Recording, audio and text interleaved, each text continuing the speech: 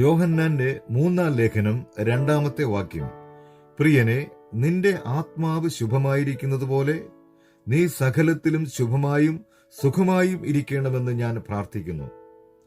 ആത്മീയ ജീവിതത്തിന്റെ ആരോഗ്യം പോലെയാണ് നമ്മുടെ ശാരീരിക ആരോഗ്യമെന്ന് ധരിച്ചാൽ എന്തായിരിക്കും അവസ്ഥ? ഇത് രണ്ടും തമ്മിൽ വിലയിരുത്തുകയാണെങ്കിൽ നാം സുഖമായും ഹൃദ്യവുമായി ഇരിക്കുന്നുവോ അതോ ഒരു വീൽ ചെയറിന്റെ അനുഭവത്തിലുമാണോ? ശാരീരികമായ അസുഖം നേരിടുമ്പോൾ സമയം കണ്ടെത്തി പണം മുടക്കി പരിഹാരത്തിനായി പോകേണ്ടിയിടത്ത് കൃത്യമായി പോകാറുണ്ട്. അസുഖം ഭേദമാകുമ്പോൾ സന്തോഷിക്കുകയും നാം സംതൃപ്തരുമാകുന്നു. എത്രയോ കരുതലോടെയാണ് ശരീരത്തിന്റെ ആരോഗ്യത്തെ നാം സംരക്ഷിക്കുന്നത്. ശരിയാണ്, നമ്മുടെ ശരീരത്തിന്റെ നല്ല കാര്യസ്ഥന്മാരായി നാം മാറേണ്ടതാണ്. ആരോഗ്യത്തോടിരുന്ന് പ്രവർത്തന നിരതരായിരിക്കുവാനും നാം ആഗ്രഹിക്കുന്നു. എന്നാൽ ഒരു യാഥാർത്ഥ്യം നാം വിസ്മരിക്കരുത്. ദിവസങ്ങൾ നമ്മെ വിട്ടുപോകും തോറും ശരീരത്തിൽ മാറ്റങ്ങൾ സംഭവിക്കുകയും പ്രായമാകുകയും ഒന്നല്ലെങ്കിൽ മറ്റൊരു കാരണത്താൽ നാം ഈ ഭൂമിയിൽ നിന്നും മാറ്റപ്പെടേണ്ടവരുമാണ്.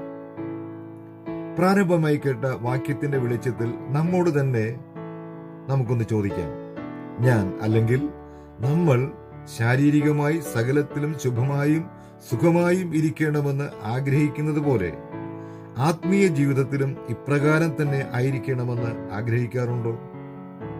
നമുക്ക് നേരെ കത്തുന്ന ഒരു ചോദ്യമായി ഇത് മാറേണ്ടതാണ്.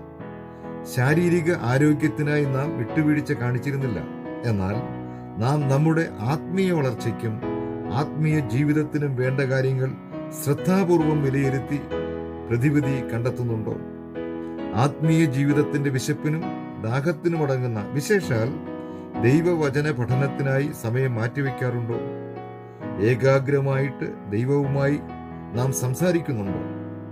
ദൈനംദിന കർത്തവ്യങ്ങളിൽ നാം ഉത്സുകരാകുമ്പോൾ ആത്മീയ വിഷയങ്ങൾ ധ്യാനിക്കുന്നതിൽ ശ്രദ്ധിക്കുമോ?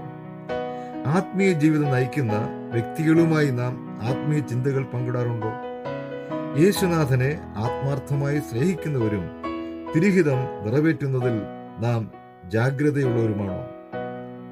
യോഹന്നാന്റെ സുവിശേഷം 14:15 എഴുതിയിരിക്കുന്നു, നിങ്ങൾ എന്നെ സ്നേഹിക്കുന്നുവെങ്കിൽ എന്റെ കൽപ്പനകളെ കാത്തുകൊള്ളും. ചോദ്യങ്ങൾക്കുള്ള ഉത്തരങ്ങൾ നാം കണ്ടെത്തുമ്പോൾ ശാശ്വതമായ അനന്തരഫലങ്ങൾ ലഭിക്കും. നമ്മുടെ ശാരീരികവും ആത്മീയവുമായ ജീവിതത്തിൽ നമുക്ക് ദൈവത്തിന്റെ ജ്ഞാനം അന്വേഷിക്കാം. Our physical bodies are only for a time.